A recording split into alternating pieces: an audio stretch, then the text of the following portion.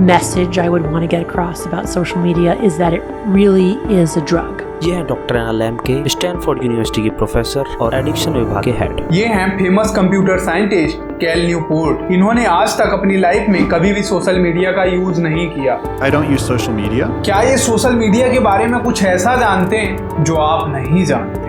हम social media पर उंगली घिसते हैं और नया कंटेंट सामने आ जाता है। इसका आविष्कार अजा रस्किन ने किया। तो फिर अजा रस्किन अपने आविष्कार को अपने लाइफ की सबसे बड़ी गलती क्यों मानते हैं? I'm the hapless human being that invented infinite scroll. Famous neuroscientist Robert Sapolsky ने बंदरों पर एक एक्सपेरिमेंट किया जिसने सोशल मीडिया एडिक्शन के सभी राज खोल दिए। सोशल मीडिया कंपनियां चाहती हैं कि आप जितना हो सके उतना ज्यादा स्क्रॉल करते रहें, लेकिन क्यों?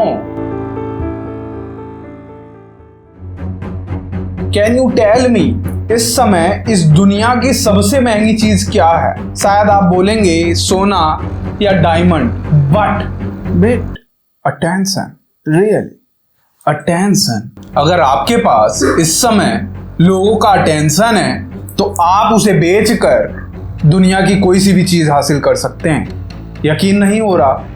वेट, यकीन दिलाता हूं मैं। मान लो एक प्रोफेसर एक महीने में 1.5 लाख कमाता है और 30 साल नौकरी करता है, तो उसके पूरी जिंदगी की कमाई होगी 5 करोड़ 40 लाख। लेकिन विराट कोहली केवल एक इंस्टाग्राम पोस्ट से 9 करोड़ कमा लेते हैं लगभग, क्योंकि इनके पास इतने लोगों का अटेंशन है। और विराट कोहली से ज्यादा अटेंशन क्रिस्टियानो रोनाल्डो के पास है, तो वो एक पोस्ट के चार्ज करते हैं लगभग 28 करोड़। यानी 30 सेकंड की कमाई 30 साल की कमाई से काफी ज्यादा है, क्योंकि इनके पास लोगों का अटेंशन है। बट मेन सवाल ये है कि अटेंशन इतना महंगा क्यों है? तो सुनो, पहले एडवर्टीजमेंट कैसे चलते थे? पोस्टर, होर्डिंग्स या अखबार। बट इन सब में एक बहुत बड़ी प्रॉब्लम थी। टारगेटेड कस्टमर कौन है इसका पता ही नहीं चलता था। मतलब सोचो, गंजे को हेयर ड्रायर बेचोगे तो वो क्यों ही खरीदेगा? Are you getting my point? But अगर किसी तरह से ये पता चल जाए कि उस गंजे व्यक्ति को आदिवासी हेयर ऑयल चाहिए या फिर हेयर ट्रांसप्लांट करवा सकता है, आई मीन जरूरत के साथ साथ अगर कस्टमर का बजट भी पता चल जाए, तो कंपनियां अपना प्रोडक्ट आसानी से बेच पाएंगी। और इन प्रॉब्लम्स को केवल एक ऐसी चीज सॉल्व कर सकती थी जो कस्टमर के बारे में सब जानती, रियली उतना जितना कि ना उसके दोस्त और ना ही फैमिली मेंबर जानते। आई मीन एंट्री हुई सोशल मीडिया प्लेटफॉर्म्स की और पूरा गेम ही बदल गया। आई मीन जब सोशल मीडिया आया तो सोशल मीडिया के अंदर प्रेजेंट एआई और एल्गोरिदम्स ने कंपनियों को वो ताकत दे दी जो उनके पास कभी नहीं थी। एआई को हर इंसान की पसंद, आदतें और बजट तक पता चलने लगा। आप सोशल मीडिया से रिलेटेड एक खतरनाक घटना सुनो, तब तक मैं पानी पी के आता हूँ। बात है 2012 की। अमेरिका में एक गुस्साए हुए पिता एक मॉल में पहुंचते हैं और मैनेजर से बोलते हैं कि आप मेरी 16 साल की बेटी को प्रेगनेंसी रिलेटेड कूपन ऑफर क्यों भेज रहे हैं लगातार बार बार? मेरे घर में मेरी पत्नी है और एक 16 साल की बेटी है और उनमें से कोई प्रेग्नेंट नहीं है, ऐसा पिता को लग रहा था। बट जब बात आगे बढ़ी तो जांच हुई और जांच में पाया गया कि उनकी बेटी 3 महीने से ज्यादा प्रेग्नेंट है। बट ये शॉकिंग बात नहीं है। शॉकिंग बात ये है कि उनकी बेटी को भी नहीं पता था कि वो प्रेग्नेंट है। तो उन्हें कैसे पता चला कि उनकी बेटी प्रेग्नेंट है? तो सुनो, उस लड़की के सोशल मीडिया की सर्च हिस्ट्री को देखते हुए एआई ये जान गया था कि वो लड़की प्रेग्नेंट है और सोशल मीडिया ने पैसे के बदले इस जानकारी को उस मॉल से शेयर कर दिया था। ऐसे ही अगर कोई पत्नी अपने फोन में फ्रिज चेक करती है तो उसके पति को फ्रिज का एड दिखाया जाएगा लगातार। लेकिन उसके पति को क्यों दिखाया जा रहा है? क्योंकि एआई को ये भी पता है कि इस घर में पैसा कमाने वाला कौन है और डिसीजन कौन लेता है खरीदारी रिलेटेड। और एआई को कैसे पता चलता है कि घर में खरीदारी करने वाला कौन है? सिंपल, वो देखती है ट्रांजैक्शन हिस्ट्री, मतलब किसके अकाउंट से पैसे कट रहे हैं, और उसी को वो एड दिखाती है। फैमिली के जितने भी लोग कुछ भी सर्च करने लग जाते हैं। और एआई को ये कैसे पता चलता है कि एक ही फैमिली के सदस्य कौन कौन हैं? सिंपल, अगर सेम वाईफाई और लोकेशन शेयर हो रही है बार बार तो वो समझ जाता है कि ये एक ही फैमिली के मेंबर हैं।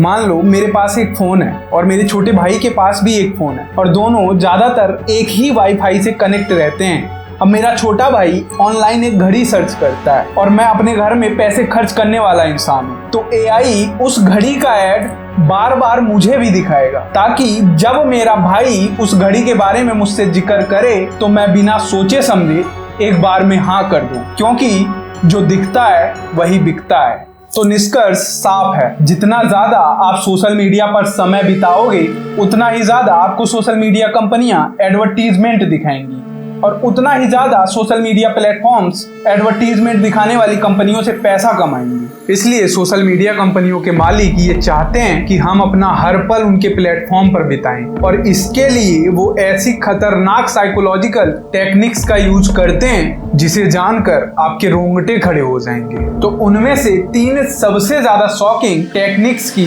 चर्चा करता हूं। क्या आपने आज से पहले कभी सोचा था कि नोटिफिकेशन का कलर रेड ही क्यों होता है? शायद आप बोलेंगे क्योंकि रेड आसानी से दिख जाता है, बट इसके पीछे काफी गहरी और खतरनाक साजिश छिपी हुई है। तो सुनो, हमारे पूर्वजों को 2 चीजों ने काफी डराया है। नंबर 1, कोई भी जानवर या जानवर के द्वारा इंसान मारा जाता या घायल होता तो ब्लड दिखाई देता, मतलब ब्लड मृत्यु या डेंजर का प्रतीक था। नंबर 2, जब तक इंसानों को आग का यूज करना नहीं आता था तब तक जलती हुई लपटें तबाही और डर का प्रतीक थी। ब्लड और आग में एक चीज कॉमन है, रेड कलर। इसलिए आज भी जब हम रेड कलर देखते हैं तो हमारा अटेंशन तुरंत उसकी तरफ चला जाता है। इसलिए आप देखेंगे कि रेड कलर स्टॉप, वार्निंग या सेल के लिए यूज होता है। जब भी हम नोटिफिकेशन रेड कलर में देखते हैं तो हमारा ध्यान तुरंत उसकी तरफ जाता है, क्योंकि रेड कलर आप जान गए किसका प्रतीक है। You got the point. आप स्क्रॉल करते हैं, नई वीडियो आ जाती है। आप रिफ्रेश करते हैं तो भी नई वीडियो आ जाती है। इसके पीछे भी काफी खतरनाक साइकोलॉजी छिपी हुई है। तो चलिए इसे एक एक्सपेरिमेंट के जरिए जानने की कोशिश करते हैं। फेमस न्यूरोसाइंटिस्ट और स्टैनफोर्ड यूनिवर्सिटी के प्रोफेसर रॉबर्ट सपोस्की ने बंदरों पर एक शॉकिंग एक्सपेरिमेंट किया। इस एक्सपेरिमेंट में बंदरों के सामने पहले एक बल्ब जलाया जाता और बल्ब जलने के बाद बंदरों को खाना दिया जाता। खाना पाने के बाद बंदर का ब्रेन डोपामिन रिलीज करता और ये काम तब तक किया गया जब तक बंदर ये नहीं सीख गए कि बल्ब जलते ही उन्हें खाना मिलेगा।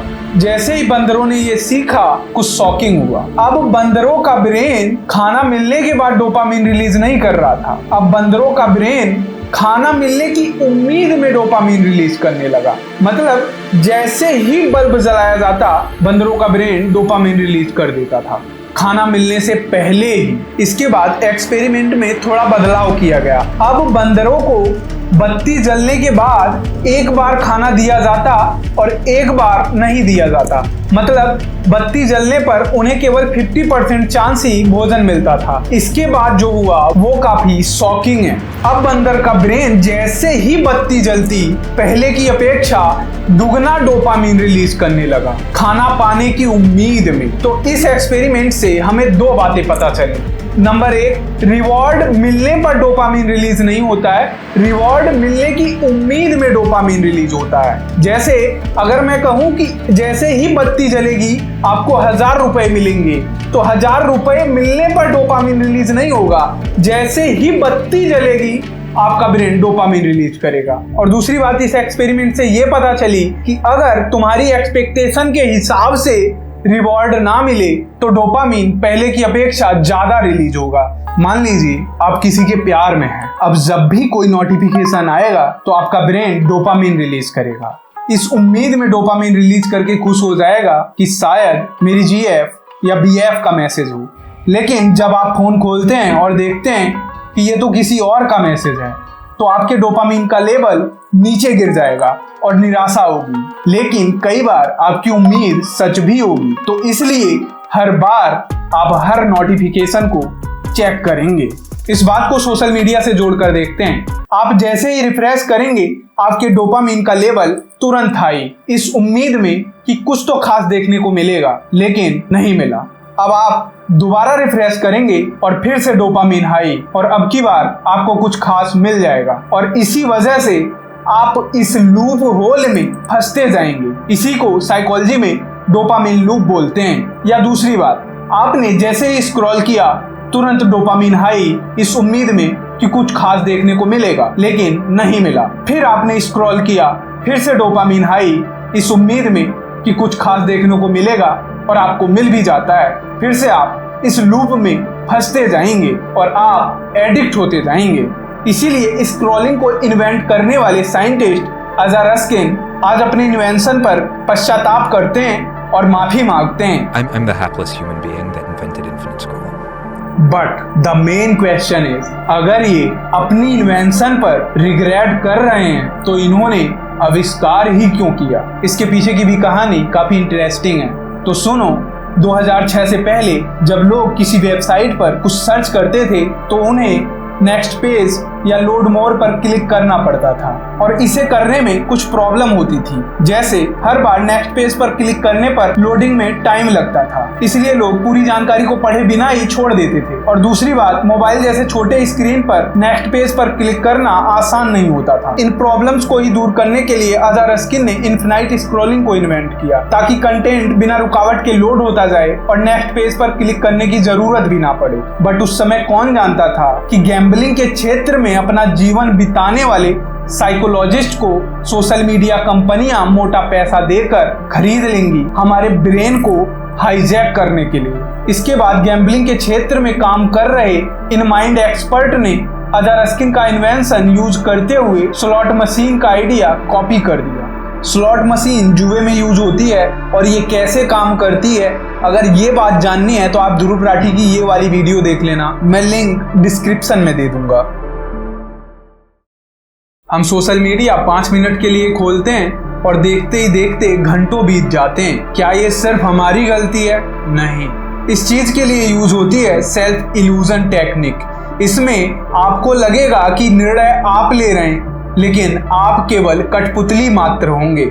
समझाता हूं मैं, हम क्या देख रहे हैं, कितनी देर तक देख रहे हैं, कितनी बार देख रहे हैं, इन सब का सटीक हिसाब रखती हैं सोशल मीडिया कंपनियां। Action you take is carefully monitored and recorded. और इसी डेटा के हिसाब से हमें उस टाइप का कंटेंट रिकमेंड किया जाता है जिस टाइप के कंटेंट को हम ज्यादा बार देख रहे होते हैं। इसीलिए हम सोशल मीडिया प्लेटफॉर्म को छोड़ ही नहीं पाते हैं। हमें लगता है कि चॉइस हमारी है क्योंकि वीडियो पर टच हम कर रहे होते हैं, लेकिन हम केवल कठपुतली मात्र होते हैं। पहले ही हमारा ब्रेन हाईजैक हो चुका होता है एआई के द्वारा। You got the point.